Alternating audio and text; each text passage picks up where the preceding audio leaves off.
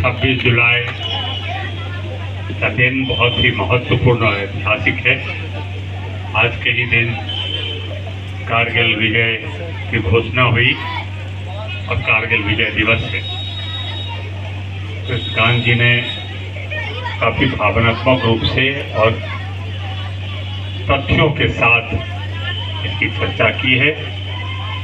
यहाँ एक से एक महत्वपूर्ण लोग बैठे हुए हैं। हमारे पार्टी के वरिष्ठ नेता मदन जी हैं, बासु जी हैं, अधिकारी हैं, रूपन जी जो मेयर पति हैं, तो कई लोग यहाँ उपस्थित हैं, वार्ड कमिश्नर हैं। तो ये आप लोगों ने बड़ा अच्छा किया कि ये शहीद भवन के नाम से ये जगह जाना जाता है, तो इसको बहुत अच्छा से कैसे डेवलप हो अमित जी ने इशारा किया है।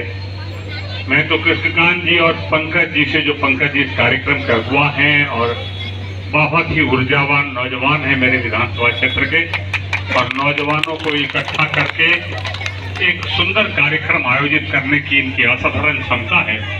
तो चाहूंगा कि आप बैठ के एक रूपरेखा बनाइए, एक दिन के लिए नहीं,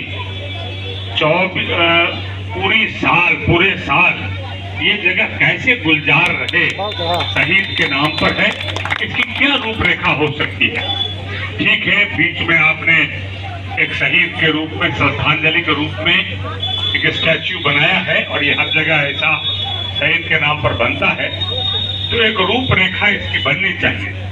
यहाँ एक सुंदर लाइटिंग की अस्थायी व्यवस्था हो, और भी व्यवस्था हो सकती है, एक फव्वारे की व्यवस्था हो, लोगों के बैठने की जगह हो, और लोग यहाँ बेंच वगैरह हो, फूल हो कि शाम को लोग बैठ सके जब लाइट जले, फव्वारा 1 घंटा के लिए चले, तो एक बैठने की जगह हो। और ये शहीद के नाम पर है, तो जितने भी इस इलाके के सैनिक आए हैं उनको मैं प्रणाम करता हूँ कि आपका महान योगदान भारत की रक्षा में है। तो आप लोग यहाँ उपस्थित हैं, आपने अपनी सेवाएं देश के लिए दी है, तो आपके नाम पर है, तो आप ही इस योजना में सम्मिलित होइए। पंकज जी शामिल करेंगे और इसको करने की जरूरत है। जहां तक विधायक के रूप में मेरी भूमिका होगी, तो जो भी करना पड़ेगा, फंड तो है ही विधायक का, उसमें जैसे उपयोग करना होगा मैं करूंगा। अमित जी ने भी पूरा आश्वासन दिया है और इसको सुंदर बना सकते हैं। शहीद भवन जो पीछे बना हुआ थोड़ा नीचे दिख रहा है, ये कैसे नया बन सकता है, ये भी हो सकता है, लेकिन जगह कम है। किसी में एक कार्य योजना बनाइए, हम आपके साथ हैं। कारगिल दिवस के रूप में कारगिल को याद किया कृष्णकांत जी ने। ये एक असाधारण लड़ाई थी अपने आप में। आपको मालूम है कि भारत की ये सैन्य नीति है, हम किसी पर चढ़ाई नहीं करते, लेकिन हम अपनी रक्षा करते। ये बहुत पहले से है कि हम किसी की जमीन हड़पने नहीं जाते। हमारी नीति है कि लेकिन हम अपनी रक्षा में कोई कोर कसर भी बाकी नहीं छोड़ते। हालांकि आजादी से पहले अंग्रेजों ने प्रथम विश्व युद्ध और द्वितीय विश्व युद्ध में हमारे सैनिकों को बाहर ले गए थे वो, लेकिन आजादी के बाद पाकिस्तान और चीन से हमारी लड़ाइयां हुई। पाकिस्तान से लड़ाई हुई आजादी के तुरंत बाद। दूसरी लड़ाई 65 में हुई, उसमें उसको मौकी खानी पड़ी। 47 में भी उनको कश्मीर में मौकी खानी पड़ी। फिर 71 का युद्ध हुआ, जिसमें बांग्लादेश अलग हुआ। भारतीय सैनिकों ने अपने असाधारण शौर्य का परिचय दिया और पाकिस्तान 2 भागों में बंट गया। उस दिन पाकिस्तान के हुक्मरान समझ गए कि परंपरागत युद्ध में भारत को जीता नहीं जा सकता, तो उन्होंने 2 तरह का युद्ध प्रारंभ किया, छद्म युद्ध। एक तो अंदर, भारत के अंदर अनरेस्ट कैसे पैदा किया जाए, आतंकवाद और बाकी तरीके से, और दूसरा गुपचुप तरीके से कैसे किया जाए। उसी अभियान में मुशर्रफ उस समय में राष्ट्राध्यक्ष थे पाकिस्तान के, उन्होंने कारगिल का वो करने की कोशिश की। स्ट्रेटेजिक पॉइंट पर कारगिल बहुत ही महत्वपूर्ण है। जैसे टाइगर हिल और टोलोलिन हिल की बात उन्होंने कही है, हमारा भारत का एक वहां एकमात्र रास्ता था। आजकल एक दूसरा रास्ता भी हिमाचल प्रदेश के रास्ते से, मनाली से लेह ऋषिकेश तक का बनाया गया है, लेकिन उस समय तक एक ही रास्ता था, श्रीनगर से ही रास्ते से बाई रोड हम लोग जाते थे लद्दाख ले, और सीधे उस पहाड़ के रेंज में आता था। जैसे एक बड़ा स्ट्रेटेजिक पॉइंट है सिल्लीगुड़ी के पास, जिसको चिकन लेक बोलते हैं, लेकिन चारों ओर दूर दूर तक काफी दूर पहाड़ है, वो भी स्ट्रेटेजिक है। तो पाकिस्तान की नजर इन 2-3 जगहों पर रहता है, तो वहां था कि सीधे उसके रेंज में हो जाएगा। एक तो वो टूट जाएगा, और जब कोई लड़ाई होगी तो सीधे वहां से हम उस लड़ाई को फतह कर सकते हैं। लेकिन ये लड़ाई कितना दुर्गम था आप सोच सकते हैं।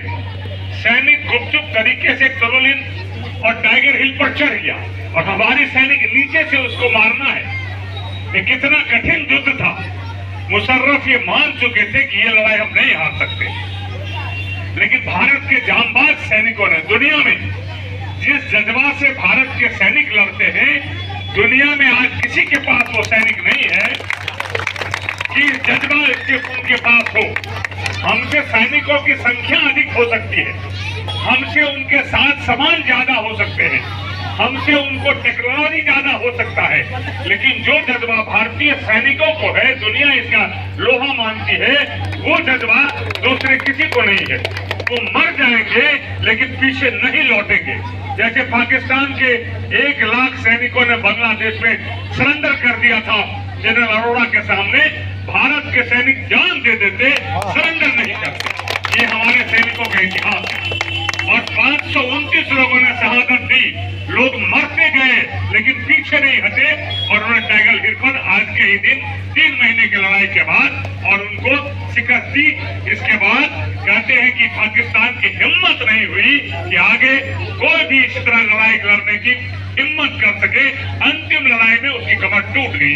ये है कारगिल युद्ध, और जिस जगह हमारे सैनिकों ने जो महान इतिहास रचा है इस देश में, कहते हैं कि जब तक सूरज चांद रहेगा, इन शहीदों का नाम अमर रहेगा, और शहीदों के चिताओं पर लगेंगे हर बरस मेले, वतन पर मरने वालों का वही बाकी निशा होगा। तो जो वतन पर दिया है, जान दिया है, उसे हमें याद करना चाहिए, और उसको याद करने के लिए हमारे पास एक सुंदर जगह है, और बेनीपट्टी ऐतिहासिक धरती है, क्रांतिकारियों की धरती है, आजादी की लड़ाई में भी इस इलाके का बड़ा योगदान है। तो इस जगह को यदि हम एक शहीद के नाम पर, भारतीय सैनिक के शहीदी के नाम पर यदि हम समर्पित करते हैं, तो इससे बड़ी कोई बात नहीं होगी। इसमें जो भी मदद की हमारी जरूरत होगी, पंकज जी से कहूंगा कि आप इन लोगों को कोऑर्डिनेट करिए और एक योजना बनाइए, और जो आप योजना बनाएंगे उसमें मैं भी शामिल होऊंगा और आप लोगों के साथ खड़ा रहूंगा, और उसको अमली जामा पहनाया जाएगा। इसी बात के साथ बहुत बहुत शुभकामनाएं। जय जवान, जय किसान, जय जवान, जय किसान, जय हिंद, जय भारत, जय हिंद, जय भारत, भारत माता की जय, भारत माता की जय।